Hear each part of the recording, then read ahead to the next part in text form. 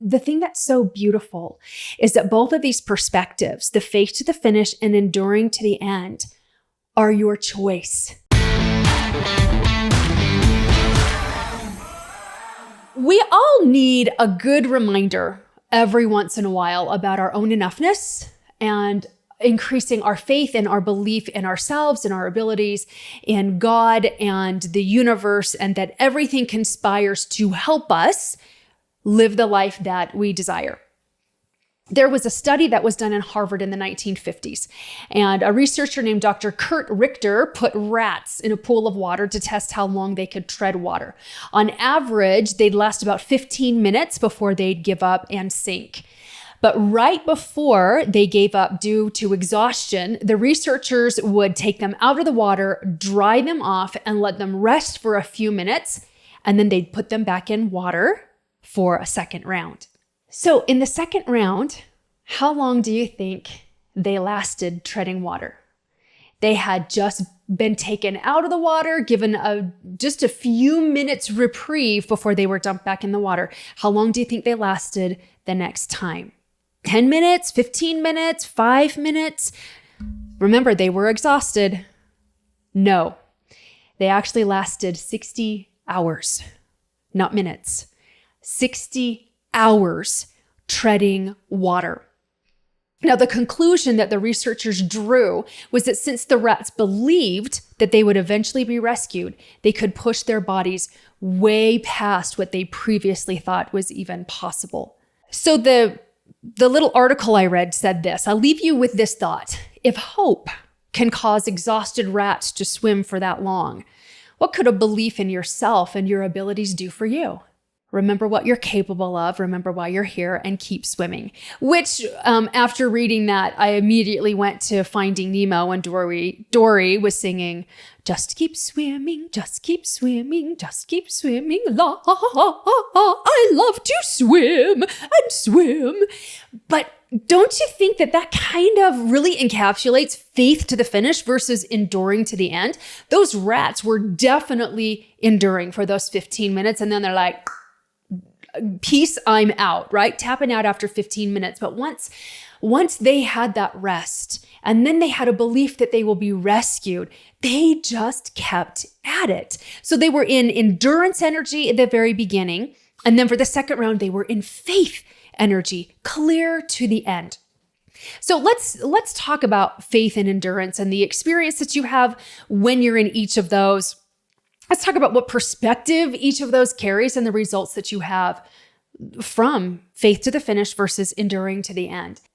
Way back in 1900s, there was a writer, I'm assuming he was a writer, his name was Fosdick, that was his last name. He said this: faith is vision to believe what as yet one cannot demonstrate, and valor to act on the basis of that insight. Okay, I'm going to repeat that because I had to read this so many times when I was first introduced to him. He said, faith is vision to believe what as yet one cannot demonstrate, and valor to act on the basis of that insight. So in everyday language, what he's saying is faith is the vision to believe what you cannot now prove or see, and the courage to act on the basis of that insight. Now that one I could swallow, and I could digest, and I could use. Faith is vision to believe what you cannot now prove or see, and courage to act on the basis of that insight. I had it once told me that faith is truth spoken in advance. And I really, really loved that definition of faith. That one drove home for me, because if it's truth spoken in advance, there's a number of things that it does. First of all, it changes your perspective. It's not here yet, but it's coming. When faith is truth spoken in advance, you do have the courage to make decisions and to act based on the insights that you have that what you want is coming. It fills you with possibilities. It keeps you connected to your vision, to your dreams. It also fills you with determination and resolve.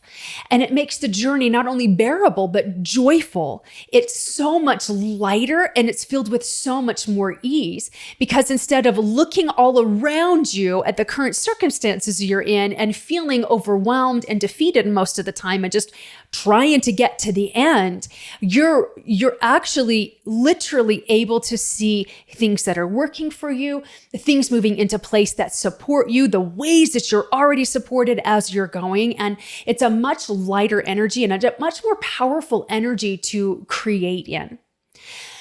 On the flip side, though, if we're enduring to the end, I think it gives us all a picture in our mind, right? With this great burden on our back, and we're just gritting our teeth and our eyes are down on the ground and we're just plodding one foot in front of the other and just wishing for the end and wishing that things would be different and longing for things to be different.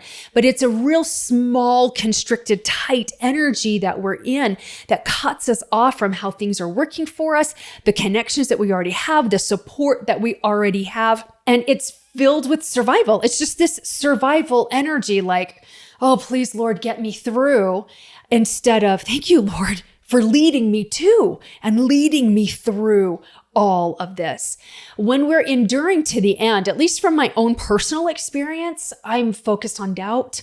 I'm filled with uncertainty. I'm thinking, oh my gosh, this is never going to end.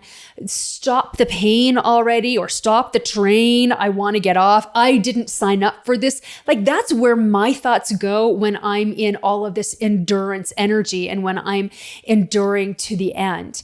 I'm just wishing for things to be over. Now, there are times when we have to dig deep and we have to endure through a short period of something. I was a half marathon runner and a marathon runner for a few years. And there are times when you are enduring the last part of that race, and it is grit your teeth and push your body and get over that finish line and try to beat your previous time.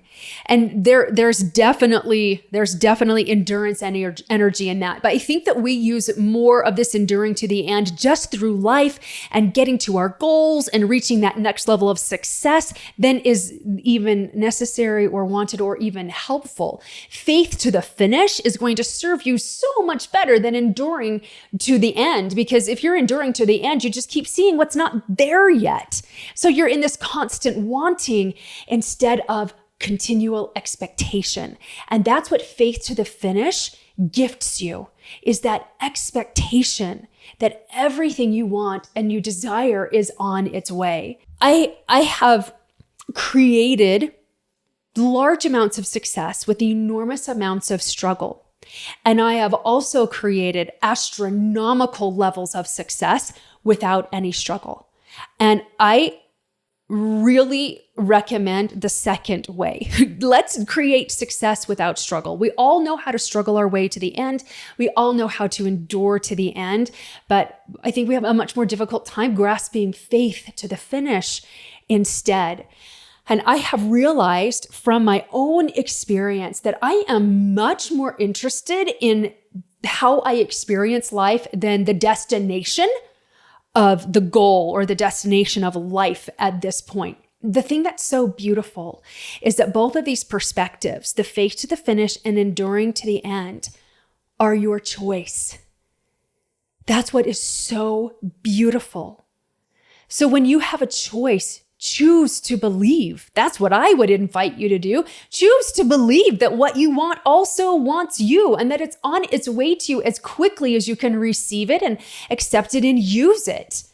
Believing is actually just as easy to choose into as doubting. And it lends to a much better experience and a much better result when you're in faith rather than fear or doubt or enduring. Faith is part of what makes success without struggle possible. But I think we have such this ethereal idea of what faith is and how does it actually work and how can I actually apply it, that it confuses us more often than it gives us clarity. If you want to experience next level of success in your money, in your relationships, in your health, and your level of spirituality, and you don't want to have to struggle your way to it, you have to change a shift in your perspective. You have to change your focus, and you must change your level of expectation. And this is where most people get caught up in, that is, how do I actually do that? How do I make life meet me on my terms? And how do I experience success without struggle? I actually created a free 3-day live online workshop called the Prosperity Experience, Success Without Struggle. And there are definite tools that we as God-centered, ambitious, driven women need to use that work with our divine nature instead of against our divine nature, that allow us to connect to faith much more easily, that allow us to get out of overwhelm and doubt and guilt so quickly and create the way that we're divinely designed to.